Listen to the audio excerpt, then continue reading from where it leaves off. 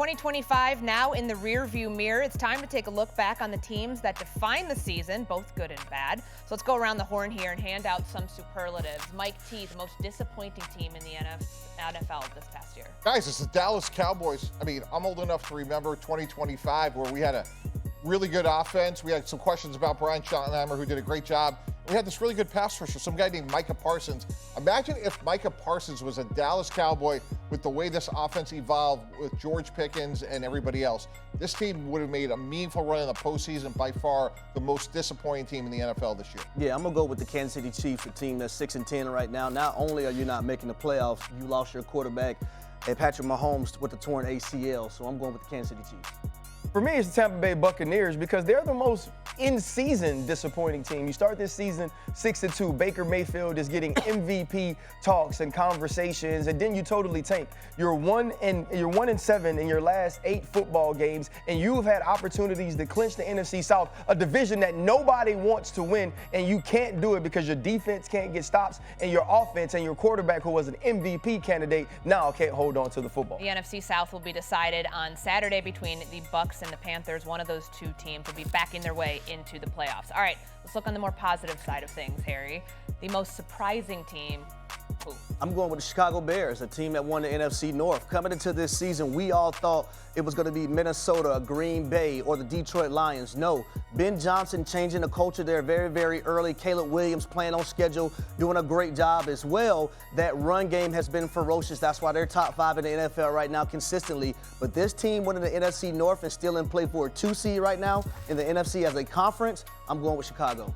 Now, I'll go with the Patriots, a team you're covering this week. You know, if we were back here in August, we'd be saying, well, look, Mike Vrabel, first time coaching the Patriots. Drake May, up and down year, somewhat encouraging. A lot of question marks at receiver. They drafted Kyle Williams. What else do they have? They signed Stephon Diggs coming off of the ACL. And here they are, guys. They may have the 1 seed. What an unbelievable job by Mike Vrabel and Drake May. Yeah, all that sounds good, and I thought the Bears as well coming in, but I've kind of changed as we've talked to the San Francisco 49ers. And not because at the beginning of the year we didn't know who Kyle Shanahan was or who Brock Purdy was or who Trent Williams was, Nick Bosa or Fred Warner, but because of the people that they don't have. When you are Kyle Shanahan and you're looking at your call sheet, you're like, well, Ricky Pearsall ain't out here. Brandon Ayuk don't even come to the facility. Juwan Jennings, you know what the boy from Cleveland said about him. Now we're going to ride Christian McCaffrey. Oh, Mac Jones is the quarterback, somebody that New England didn't want anymore. Now we're going to figure out a way to make him a star during his time. Oh, there's conversations. Brock Purdy might not be the guy. And Brock Purdy's playing at an MVP level. You're talking about the Patriots with a possibility to have the number 1 seed. They just beat the Bears, who had an opportunity to get the number 1 seed. To me, it's the San Francisco 49ers finding a way within the season to win football games and put themselves in this position. Okay, real quick here, because I know you mentioned Kyle Shanahan. Would he be your coach of the year candidate? It's not even close. I don't think I love what Mike McDonald's done. I love what Mike Vrabel has done, Ben Johnson. No one has dealt with more in-season adversity from a roster standpoint than the San Francisco 49ers, and to have themselves in a position to be the number 1 overall seed in the NFC is absolutely astounding. You either go 2 ways, right? I mean, you either just go down in the dumps and you sit in a dirty diaper for a while, you guys that got kids, and you just lay there, you just sit there, right? And it's miserable. Or you change your diaper and you get the hell up and you go. And so the motivation is respect, man. Dan Campbell always away with words. RC, your reaction to what he said? First off, you only have a dirty diaper when you take a crap on yourself. And that's exactly what the Detroit Lions did this year. And for Christmas, I was with my little niece, and she's like on the verge of being able to be potty trained. So she understands, right? And when she does it on herself, she comes tell you, right? Because she wants to be clean. That's what the Detroit Lions got to be. The Detroit Lions have to be aware of why they failed. The players on that team have to be aware of where they didn't execute, right? Brad Holmes has to understand, how do I build depth? Dan Campbell has to figure out, how do I get a better offense coordinator so I don't have to do it, so I can delegate, right? So I can distribute duties to who I need to distribute them to. And then now they got to get back to work of being better. But the first thing is acknowledging that you were below the line. And Dan Campbell knows that. Dan Campbell understands that. And the motivation is respect. Because if you remember when he took that job, that's one thing the Detroit Lions did not have. They now do have it. And how do you gain it back to the level you started with this season? Yeah, and I work with Dan in Miami, and the one thing about what you just said, RC, no one's going to be higher on the Detroit Lions than Dan Campbell. And I think the biggest decision starts with the offensive coordinator, because to have sustainability, your guys are going to graduate. Aaron Glenn graduated, which is great news, right? And Ben Johnson graduated, and that's great news. So you have to have good coaches in the pipeline. So I think it starts with that, and then after that, I think at some point you have to try to balance this roster. They have great young players on offense. J-Mo, Jahmyr Gibbs, Amon-Ra St. Brown, but at some point you're going to have to do more on defense, and you're going to have to take a long look at, hey, do we maybe trade one of those great young elite players to try to get another elite defensive player? You still trying to trade Amon-Ra St. Brown? What I'm saying, he's trying to get Trey Hendrickson there. RC, those are the conversations that are going to happen with Brad Holmes, which is we have limited ways to improve our team. That's why you see Micah Parsons traded. That's why you see Khalil Mack traded. When I was at the Jets, that's why we traded Keyshawn Johnson. You have limited ways to improve your roster, and sometimes you have to look at making very difficult choices. But they have to improve the defensive side of the ball. So I agree with that, Mike, too. You got to get someone opposite of Aiden Hutchinson who can affect the quarterback at a high rate that makes things less strenuous on your secondary, I would say. Also, I think something else needs to be studied along this football team is, okay, why are guys getting injured so much, right? Like, do we need to do something different from a training perspective so guys can be healthy when we need them the most? It's 2 years in a row when you, I think in the biggest moments, you don't have key players on your football team because they're on IR or they're missing 2 or 3 games here and there.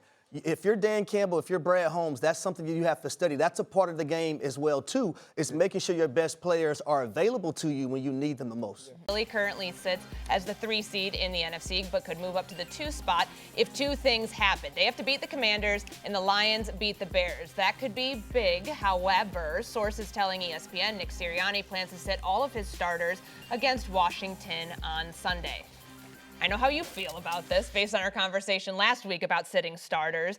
Are they making a mistake here to not have Jalen Hurts in the offense and all those defensive starters play? Yeah, look, I understand why they're resting him. I do think there's some continuity that matters, RC. I mean, silly me that, you want players to actually play in the games, silly me. But look, there's an interesting phenomenon going on in college football. 5 teams over 2 years had a bye. All 5 lost. So, again, we'll learn a lot more today about those 3 teams and whether or not that continues or if that's aberrational. All my point is, you want to be at your best a week from Sunday, right? Or a week from Saturday. So I'm not saying Jalen Hurts has to play the whole game, and I understand why you want to rest him, but you also don't want to put yourself in a position like Ohio State did last night where clearly they weren't ready to go. Man, we watched this team for 17 weeks. Them playing this week ain't going to change nothing. We ain't going to know if the offense going to catch passes, not going to catch passes. We ain't going to know if Saquon Barkley going to have space, not have space, especially based on what you do against the Washington Commanders. What's going to happen against the Washington Commanders is you're probably going to play well on offense. You know why? Because everybody does, right? But is that worth getting hurt? Absolutely not. And especially coming off of a half where you ain't complete a pass. Right. Like, not one pass. Correct. Where your defense, though. And that's hard to do. The way your defense played out of his mind. You know what I want to do? Hey, guys, rest. Relax. Actually, I don't want you to think about playing good offense for a very long time. I want you to have an offseason. And maybe by the time we come back the next week, you'll forget just how bad you were in the second half against the Buffalo Bills. Health is the most important thing for this team. This team understands where they're going. They understand how to play in those moments. And playing against the Washington Commanders is not going to get a Super Bowl team more prepared than they should have been the entire 17 weeks previously. So I agree with both of y'all, but I lean more towards Mike Tannebaum, and here's why. Why you call him by his whole name? Because the 2 seed is still on the line, right? And when I look at the 2 seed right now, Thanks, the Harry Chicago Douglas. Bears would match up with the Green Bay Packers. If the Philadelphia Eagles are the 3 seed, they're going to match up with the Los Angeles Rams. If it was to end today, that's a matchup that I'm probably like, oh, hell, I got to go see Matthew Stafford again, who came into our house last year and had an opportunity to win if it wasn't for Jalen Carter and doing the thing that he's done. So with that 2 seed still on the line, because I do believe the Detroit Lions have an opportunity to beat the Chicago Bears. So with that 2 seed still on the line, that's the only reason why I would play my guys. I was going to say, yeah, jump around, but they put me in this little bitty spot. Ever since we moved to this new studio, you used to have the whole wall wall to do your A-list with. And now I got the baby wall. But we're going to start with Will Anderson Jr. as people who I think are going to take over the NFL next year. Yeah, I know he's a big-time player right now. He was the second pick of the draft. They actually gave up capital after the third pick of the draft. They gave up capital after getting C.J. Stroud the second pick because they knew how dangerous this dude would be. Yes, this defense is number one in points. This defense is number one in yards. And every time he is one-on-one, he is whipping somebody's keister. Will Anderson Jr., a guy who might be scared of the dark, but he ain't scared of none of y'all offensive linemen at number 5. And number 4, this one may be like a little bit controversial. I'm going Malik Willis. What team is going to get Malik Willis? Will it be the Indianapolis Colts as Daniel Jones rehabs? Will it be some team that figures out after watching him play with Matt LaFleur, this dude can be an absolute star? You want to see exactly who he is? Go back and watch him last week against the Ravens. Watch the way he utilizes his legs, pushes the football down the field. Could you imagine Tennessee Titans, had you been a little patient, had you had a better coach, had you put some people around him, Malik Willis is an absolute star. And at number 3, we're going with Justin Herbert. Why Justin Herbert? Have you watched his offensive line? Did you watch this game last week as Danielle Hunter and Will Anderson Jr. lived in the backfield? Did you see this man throwing the football with people draped all over him? Did you see the play he made against the Miami Dolphins with people all over his body getting the football to Ladd McConkey?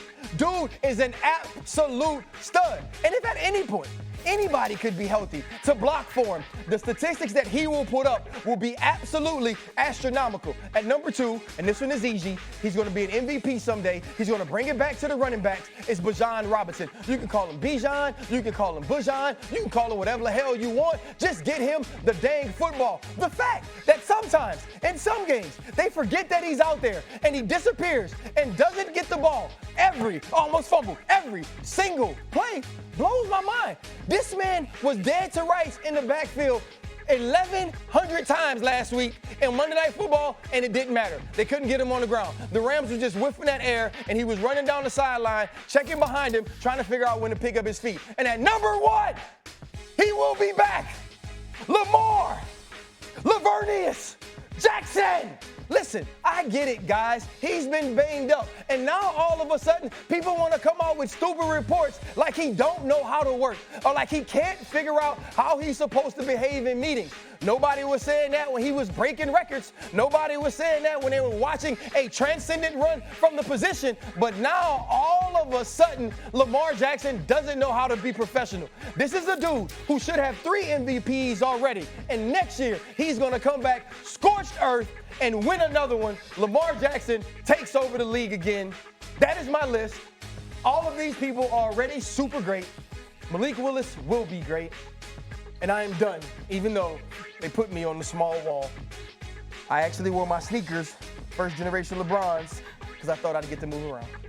I think you've got some real estate there if you want. Mike T, I told you I worked out the other day, man. I'm in bad shape. I'm in bad shape. Okay, so Lamar Jackson at 1. There's going to be people who are going to look at that list and say you're trolling. Why am I trolling? That Lamar Jackson's going to be back at 1. He's already taken over the NFL. Yeah, but right now, they are doubting Lamar. There are actual Baltimore Sun and Mike Preston is writing stories about how Lamar Jackson is a problem in the locker room. You never heard that from John Harbaugh. You've never heard that from any of his teammates. And now all of a sudden, because he has one down year, 1 year where he's injury prone and he's not playing, people are starting to question him. I think Lamar Jackson at number 1 is very fitting for where he is right now in his career. So he's going to be 29 in January. Does the health concern you, though? Just about the soft tissue injuries yes, that he had? It does, but it should concern him. To me, this is and Lamar Jackson has always had this extreme microscope. There's never been a microscope on how good he could be. It's all been about can he deliver in the playoffs. And I believe there are more questions about this man after what he's done than there's ever been about anybody. And I believe he has to come back and prove all of the naysayers wrong. I think I would take Lamar off just because we as football players, we understand who Lamar is. And that nonsense that's going on right now about him being a problem in Baltimore, yeah, I'm going to kick that to the curb. Go ahead and kick it to the curb. I would put Caleb Williams right here. I like that. The way Caleb Williams is playing right now in Ben Johnson's system, and then next year be a second year in the system as well, that run game and how the pass game and how plays marry together, I think Caleb Williams is going to be a guy that can be up for MVP. I really love this one. Like, I'm in Atlanta. I live in Atlanta. I was at that game on Monday night. You know what I had to go do to the Monday night game they played against the Buffalo Bills? I had to go buy my 9-year-old daughter and my 6-year-old son a Bijan Robinson jersey. And guess what they wore on Monday night, this past Monday? Their Bijan Robinson jersey. So much so that my daughter said, this is my favorite player in the NFL, Dad. Wow. Okay. So that's how much I believe in And this I know guy. this doesn't matter, and this is just context. He's also the greatest young human that's ever been in Oh, he's a better guy off the field than he is on. The way that he loves on his teammates, the sort of young man he is every day he comes into the work, he's one of those players that deserves all the success that he gets. So two names really stand out to me. One that's on this list, Malik Willis. So first of all, we get to the draft and all these teams that need quarterbacks. There's not enough of them this year. He's going to get a starting job next year. This is such a great example. You mentioned Matt LaFleur, like being patient with quarterback development. Didn't work out for whatever reason in Tennessee, but to me, like, he will be a starter next year. He's playing great football. But the other one to me, I put up there, Cam Ward. I loved him coming up. You know, it's the same thing we talk about with Indiana. They haven't won anything since 1967. Cam Ward, Incarnate Word, makes them relevant. Yeah. Washington State makes them relevant. Plays great at Miami, didn't have the supporting cast. I think if they get the right coach with maybe one or two more pieces, I just think this guy has something really special with elite ability.